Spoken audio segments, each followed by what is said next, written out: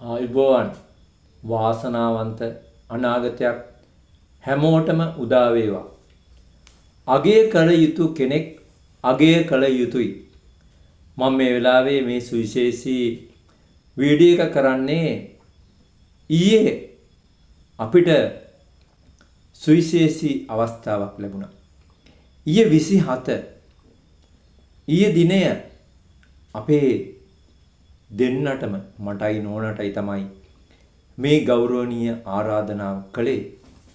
ඒ කවුද? ඒ තමයි ජූඩ් මැතිතුමා හා ඒ මැතිනිය.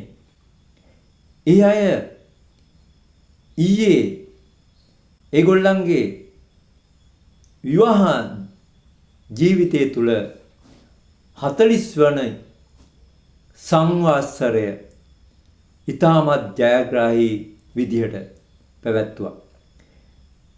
ඒ අයගේ දරුවෝ ඉන්නේ රටවල. ඒ අය තමන්ගේ දෙමව්පියෝ වෙනුවෙන් පුදුම විදිහට වියදම් කළා. ඉතින් මටත් ඊයේ ලොකු ඇගයීමක් ලැබුණා. මම බලාපොරොත්තු වෙන්නේ නැහැ ඇගයීමක්. නමුත් එතුමා එහෙම ඇගයීමක් කළා. ඉතින් මගේ නෝනට යන්නට නොහැකි වුණේ ගෙදර තියෙන වාතාවරණය. ඒක අද ගොඩක් අය දන්නවා. ඒ ගැන කියන්න නෙමෙයි මම මේ වෙලාවේ මේ කතා කරන්නේ මේ රටේ හැමෝටම එක ආදර්ශමත් අවස්ථාවක්. තමන්ගේ යුග ජීවිතය තුළ මේ වගේ සුවිශේෂී උත්සවයක් ඕගනයිස් කිරීම එක නියම ආකාරයටම සිදු කිරීම ප්‍රශ්න නැතුව ඒ වගේම වෙඩින් එකක් වගේ සෑම දෙයක්ම ලස්සනට සැලසුම් කරලා තිබුණා. ඉතින් ජූඩ් මැතිතුමා කියන්නේ මේ රටට අවශ්‍යම චරිතයක්. මට අහම්බෙන් තමයි මුණ ගැසුනේ. අපේ ගෙදර ආවේ මම ගෙදර හිටියේ නෑ. මම හිටියේ ගෙලියොය. ඉතින් අපේ ගෙදරට ආවේ නාම යෝජනා පත්‍ර අරන් යන්න. ඉතින් මම ගැන මම කරන්නේ මොනවද? මේ සෑම දෙයක්ම ගැන හොඳ අවබෝධයක් තියෙනවා. ඉතින් අපි එකතු වෙලා මේ බස්නාහිර පළාත විතරක් නෙමෙයි මේ ශ්‍රී ලංකාවම අපි අපේ අරමුණු වලට අපි යනවා. මේ ශ්‍රී ලංකාවේ ජනතාවගේ ඇති නැති පරතරය අවම කිරීම, ආර්ථික සමාජවාදී ස්ථාපිත කිරීම අපි කරන්න සූදානම්. අපිට දැනුම තියෙනවා. අපිට අවබෝධය තියෙනවා. අපිට ආර්ථික හයිය තියෙනවා. අපිට නැත්තේ මෙන්න මේ 341. ඒ කියන්නේ පළාත් පාලන මට්ටම. එතකොට යාළුවනේ අපේ රටේ මේ ක්‍රියාත්මක වෙන්නේ පට්ටපල් බොරුවක්. මොකද්ද මේ බොරුව?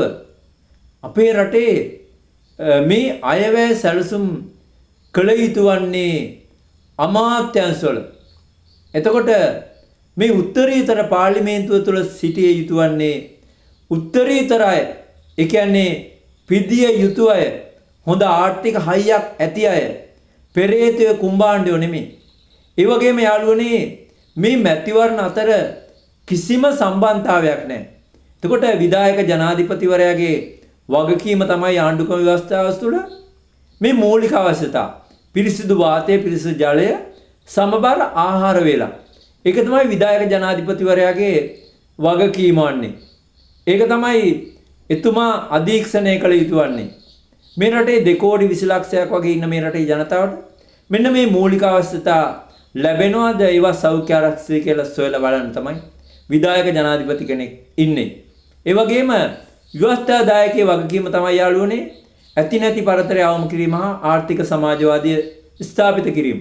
අපේ රටේ 61.5% උග්‍ර දරිද්‍රතාවයෙන් පෙළෙනවා 38.5% සුපිරි ජීවිත. මෙන්න මේ ඇති නැති පරතරය අවම කිරීම තමයි කළ යුතු වන්නේ. ඒ වගේම යාළුවනේ මේ පළාත් පාලන මැතිවරණය පවත්වන්නේ පළාත් පාලන ආයතන සඳහා දේශපාලන මැදිහත් වීමකට.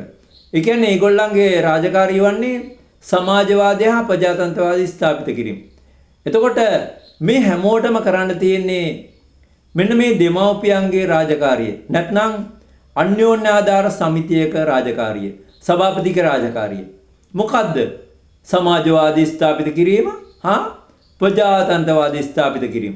මම තමයි යාළුවනේ මෞර්ය උරුමේනියම් පෙරමුණු සංවිධානයේ නිර්මාතෘ. ඒ වගේම රටේ ආර්ථිකය ගොඩනගන ඒ ලස්සන වැඩපිළිවෙල Red Blood Sri Lanka Society මම නිර්මාතෘ. ඒ වගේම මම SID සංවිධානයේ ලේකම්වරයෙක්. ඉතින් මම මේ වෙලාවේ ටිකක් ඉංග්‍රීසියෙන් කතා කරන්න ඕනේ. මොකද මේවා මගේ යාළුවෝ ඉන්නවනේ පිට රටවල් වල. ඒගොල්ලොත් මේවා බලනවා. My dear friends, my dear sisters and brothers, my dear sons and daughters, my dear fathers and mothers, you all are very lucky because you recognize me.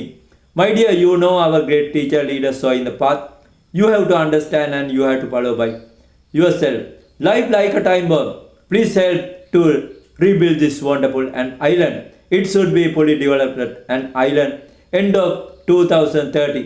Definitely.